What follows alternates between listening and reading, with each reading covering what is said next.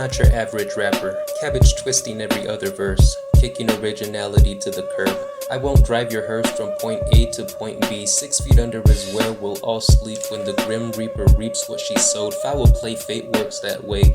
I don't know, it's mysterious, but who am I to say? A cold world begets cold days. It gets worse, but people don't seem to get phased. They get blazed, lie awake and dream of a world with less hate. Enlightened youth so frightened by the few solutions. Don't get the hint, don't want the clue. Just take the hit, sit back, relax, and enjoy the view. The proof is in the pudding, but we all ingest hazardous shit. It's like we're fed lies, but why call it the truth? It appears to me that nowadays top priority is to daze and confuse, overpower and abuse. Misuse your following to attract clientele, but when your business is crime, you raise hell for absolutely no reason. And each 4 seasons that pass, you fail to ask yourself, is any of this worth the pain I inflict upon others? No. Mothers separated from their children, brothers locked up or out of luck if they need some sort of help.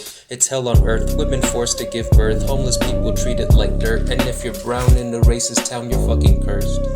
Sometimes I wish the whole planet would just get burned to a crisp. Maybe we're God's plan, maybe we're his mistake, but it takes 2 to tango. I'm unchained and out of the cave, but like Django, I'm thrown into circumstances that follow a long chain of events. But take it back and follow every link. It's not as complicated as you would think, but it's impossible to understand. Plan or no plan, man came to be out of pure coincidence, but you may call it destiny. It's structured chaos, really. On the tip of my tongue is distraction for none, gun control or eventual reconstruction. Don't fight the wrong fight. It's dumb to die on a hill that was dug out. Once the greedy win, they'll put the dirt back in. Existence equates to sin in some people's eyes. They try to spin it every which way to seize your days and acquire wealth all stealth-like. Pass the mic like pass the blunt, 2 hits together, 50 hits and then some whenever I'm alone. 12 shades straight with no chaser, bones and snake eyes. When you throw the dice at life, life throws them right back.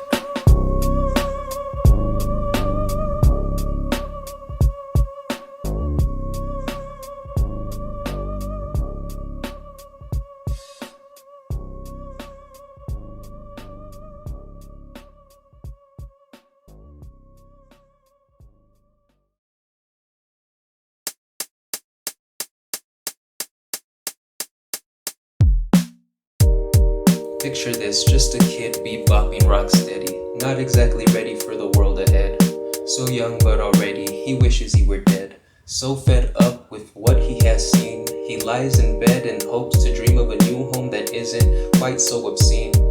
Like a film, we move from scene to scene. He thinks he's seen it all, but falls short when he asks himself the question, why am I here? As the years roll by, he becomes a different kind of guy. Not so shy, of course. He's had a couple of girlfriends throughout the course of his life, but he still doesn't have an answer. It's like he's lost but doesn't know it, in love but won't show it. 12 months later, it's November again. He should be with his girl, but instead he's making out with his best friend. Out of guilt, he ends it with his boo, but doesn't tell her why. He hopes to be his best friend squeeze, but she's in love with this other guy. The dude is a clown, but she's pregnant with his kid. Now his heart's torn in pieces and it all goes to shit.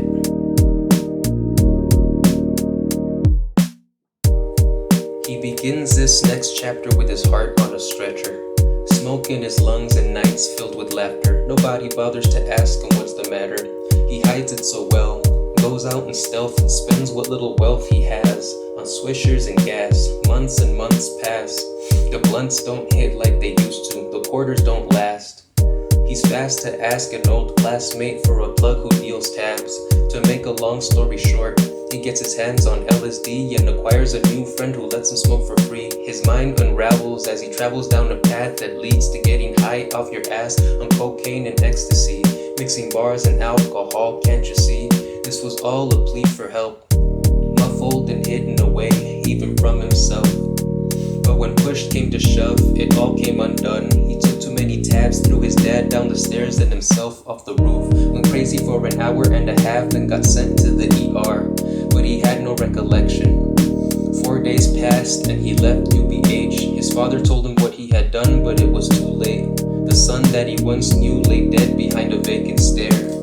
Tears in his eyes, but he really didn't care. His mom mom takes him in, not fully aware that he's a ticking time bomb. He's ready to explode, still snorting coke, but now he's huffing paint. You can clearly tell that he's gone insane. He slits his wrists and then laughs at the pain. Something in his brain isn't working quite right. Each night goes the same. He loses sleep to lucid dreams of demons and the devil. It's hell on earth, he feels cursed. There's a man in the mirror watching his every move, and soon he'll be possessed. So he takes a wild guess and decides to ignite the whole house ablaze, believing he was cleansing his soul in the flames. When the police show up, he has no one to blame but himself, so he tells them it was he who did it. How dramatic, I know. But the story doesn't really end there, and I'll spare you the details because believe me, I didn't get sober right after that.